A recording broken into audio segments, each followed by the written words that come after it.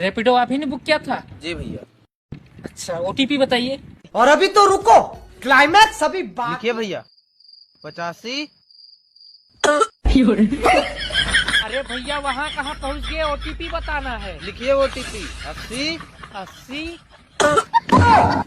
अरे भैया वहाँ कहाँ पहुँच गए यार? ओटीपी बताओ तुम। इधर उधर छटक रहे हो, इधर आओ। लास्ट अंक बताओ। 12। बैठो।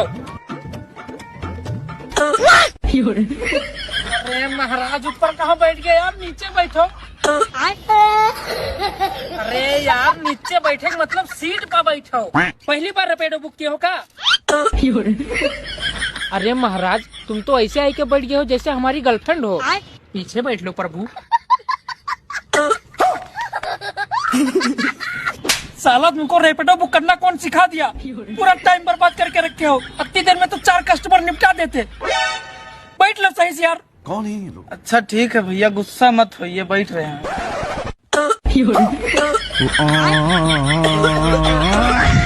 सारी बात